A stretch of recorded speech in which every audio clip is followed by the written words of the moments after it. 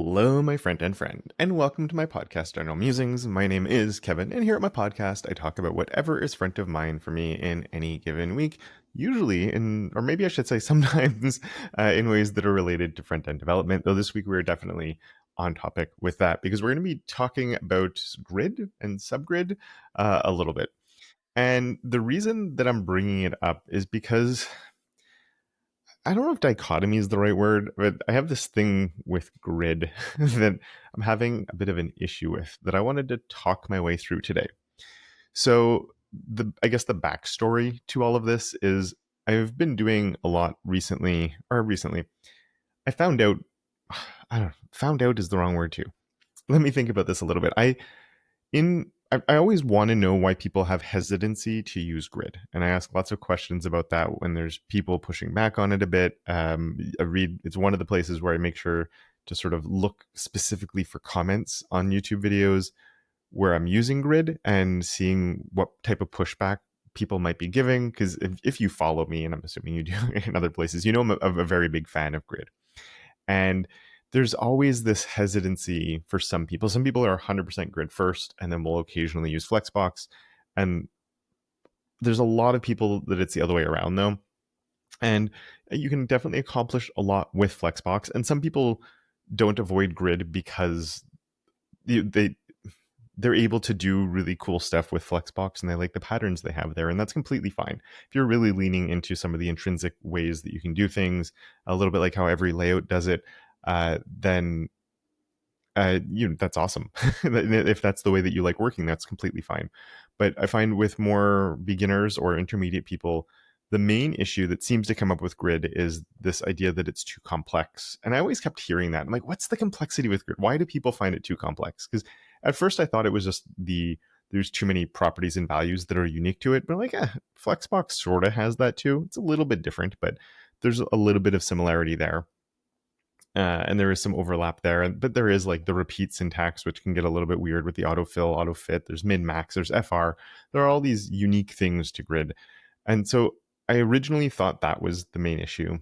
But what I've realized is I think that is a subset of people just get frustrated trying to figure those things out. But I think there's a lot of people, or I don't think, I've been having people tell me that one of the issues they have is the managing of layouts with grid being more complex. And somebody, I don't remember what video it was actually on, but there was a video where somebody left a comment that was really nailed like the exact way of describing the issue and what they didn't like about it, of seeing grid as this larger scale layout where you're setting up your columns and rows and making the layout work in that, and how they preferred working on a single track with Flexbox and just having sort of nested layouts, right?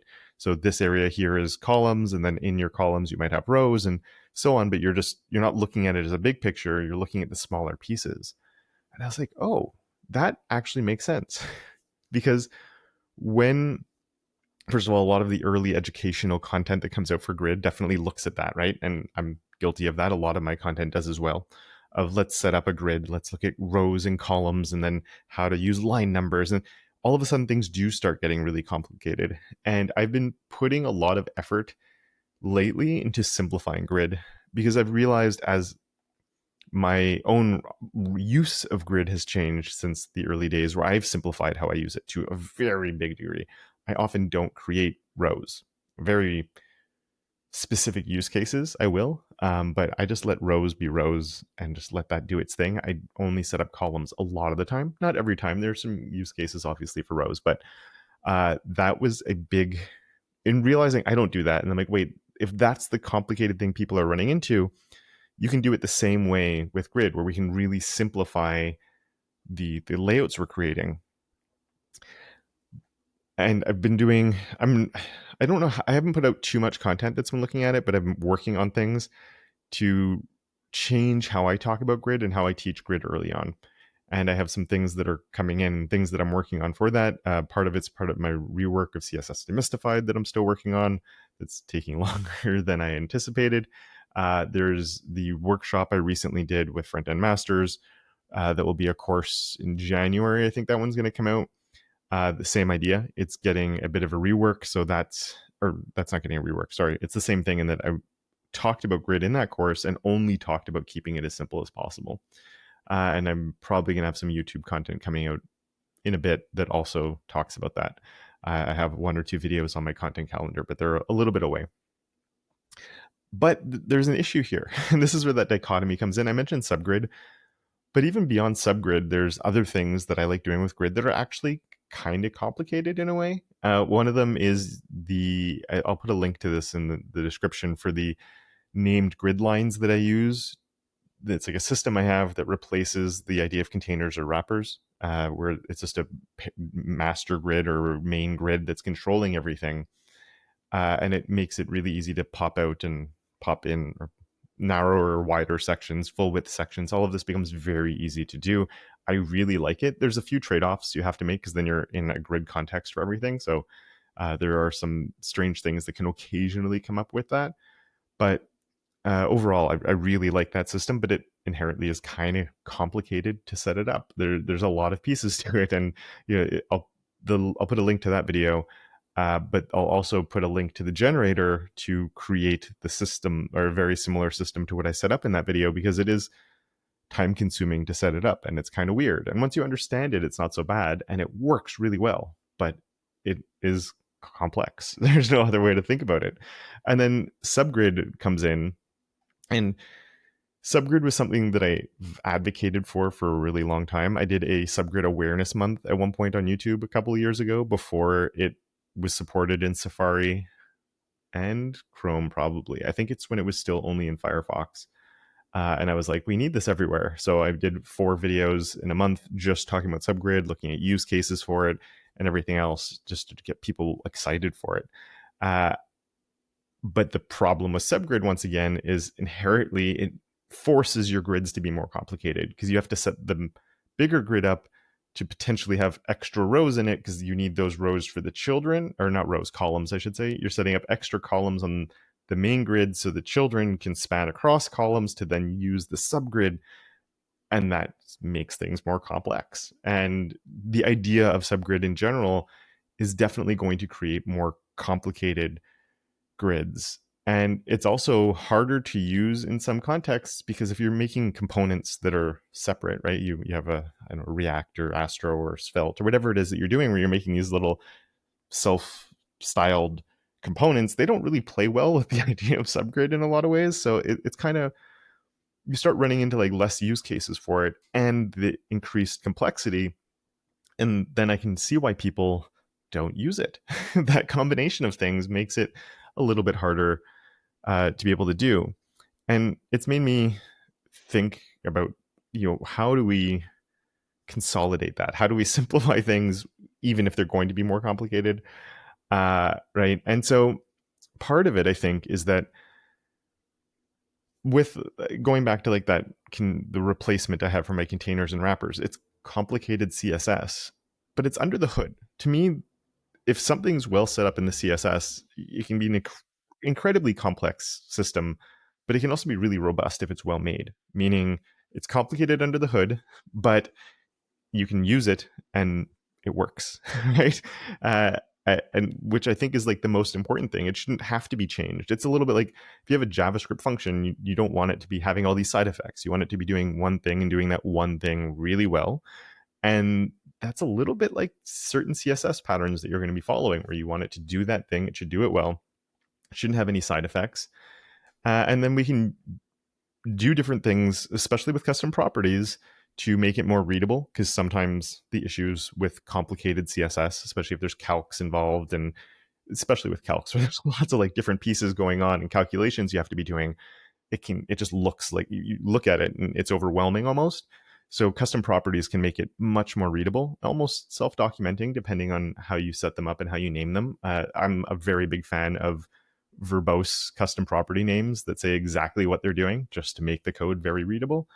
But then it also exposes, or those custom properties expose the parts that we want to allow people to make changes to. And I sort of, on these more complex things, I often do 2 layers of custom properties in a sense, where I have the parts that I want to expose to say like, okay, you can change these, play with these. And then there's the more private ones that are just doing the making the complicated code easier to read, but there's other calcs and other things going in there. You don't want to touch that. It's just set up so you can see, like, okay, then just to make it easier to read, basically. But it's don't touch these. Here's the parts we're exposing. You can play with those to change a max width, the total column counts, other things like that, whatever it happens to be for the thing that you're working on.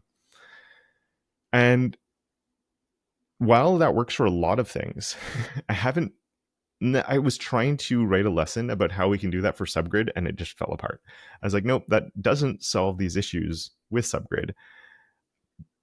If we're thinking of it from the big layout perspective, and that's where Subgrid really seems to shine, but in the same way that Grid really seems to shine is the big layout perspective. The Holy Grail layout is like the classic example of a layout that people would make demos of using Grid because of how easy it was to manipulate and change things and move things and make it responsive. But it often overcomplicated the layout.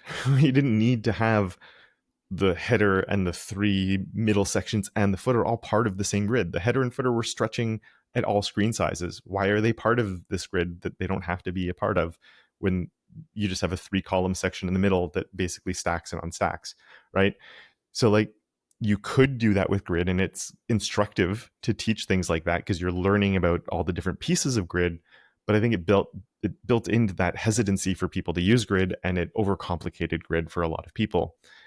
And I think that the problem with Subgrid is the same thing. Is we look at it and we go, oh, this would work great for having this massive grid that sets the stage for the entire page, and then I can just keep having these subgrids come in, and then my component that's 4 levels deep can be living on the same grid, but that comes with so much more complexity and it becomes hard to manage.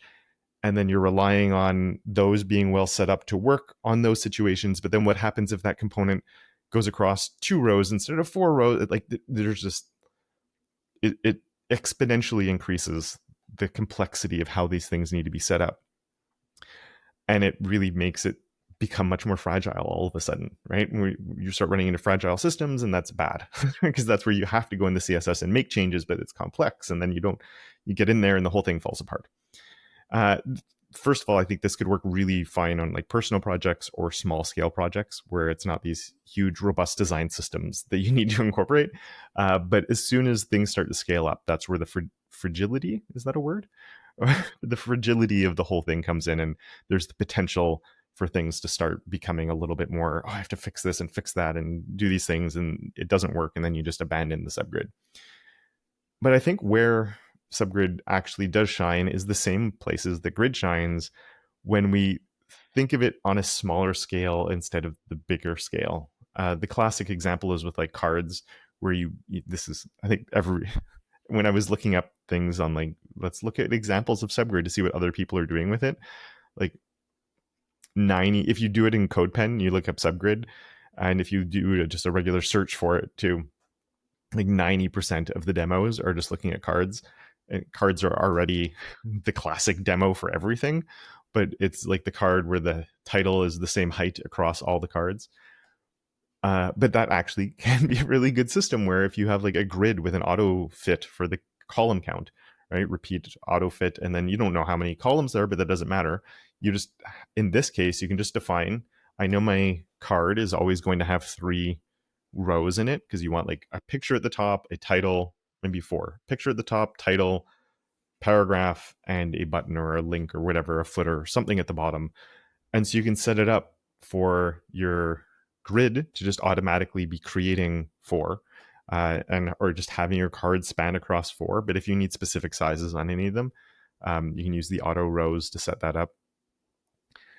But anyway, again, we are getting a little bit more complicated, but you're setting it up in a predictable pattern because you're only setting up the parent to work for this one use case.